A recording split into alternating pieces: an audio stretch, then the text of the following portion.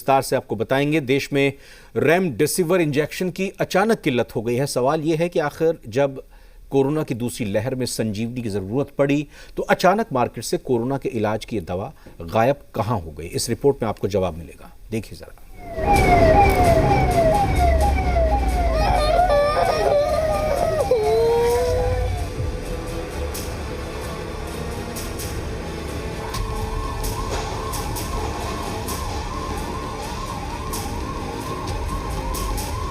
Sir ये injection लिखा उन्होंने रेमडेसिविर, कम से कम 50 दुकानें ढूंढ चुका अभी तक कहीं इसका इलाज नहीं, जहाँ जाओ वहीं नहीं मिलता। ऐसे तो पेशेंट की हालत ख़राब हो जाएगी इससे ज़्यादा। हम क्या करें, कहाँ किसके पास जाए?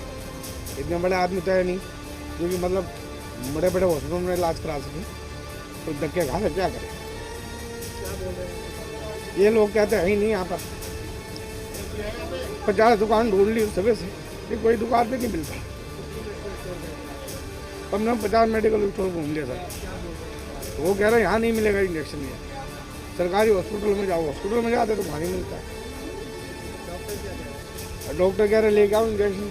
क्या करे, कहाँ से लाए वो संजीवनी जिसका नाम है रेमडेसिविर। दवा की दुकानों पर डॉक्टर का प्रेस्क्राइब पर्चा लेकर हजारों लोग रेमडेसिविर ढूंढ रहे हैं।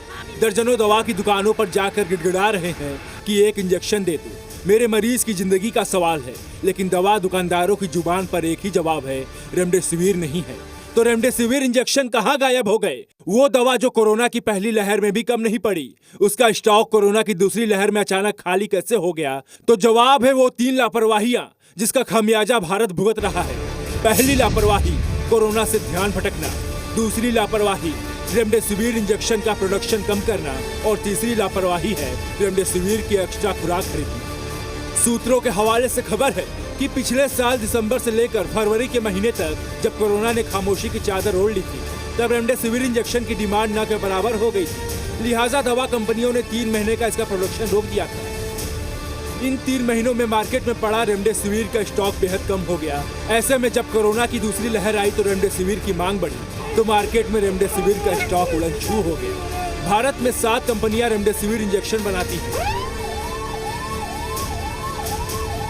जिनमें Mylan, Hetero health care, Jubilant, Cipla, doctor Reddy lab, Sun pharma और जायडेस कैडिला शामिल है। बताया जा रहा है कि हालात को संभालने के लिए अब केंद्र सरकार ने इन सभी कंपनियों का उत्पादन बढ़ाने के निर्देश दिए हैं। इस बीच जब खबरों में रेमडेसिविर के स्टॉक के कमी की बात सामने आई, तो लोगों ने दुकानों से ढूंढकर रेमडेसिविर की एक्स्ट्रा खुराक खरीद ली ताकि कोरोना संक्रमण के वक्त उनके काम आए। ब्यूरो रिपोर्ट, जी मीडिया।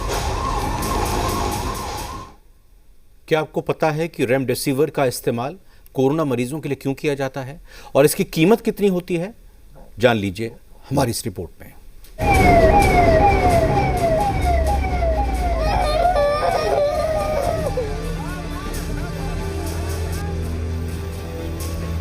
जानलेवा कोरोना से जंग में संजीवनी बनी रेमडेसिविर कोरोना के इलाज के लिए बनाई गई दवा नहीं है। ये एक एंटीवायरल दवा है जिसे हेपेटाइटिस सी के इलाज के लिए तैयार किया गया था, लेकिन बाद में इबोला वायरस के इलाज में इसका इस्तेमाल काफी कारगर साबित हुआ। कोरोना वायरस के इलाज में भी इसका टेस्ट किया तो नतीजे अच्छे मिले, जिसकी वजह से यह दवा सुर्खियों में रही। पिछले साल ब्रिटेन के कैम्ब्रिज विश्वविद्यालय ने एक कोरोना मरीज पर रेमडेसिविर दवा टेस्ट की थी। इलाज के दौरान पाया गया कि उस मरीज के स्वास्थ्य में जबरदस्त सुधार हुआ।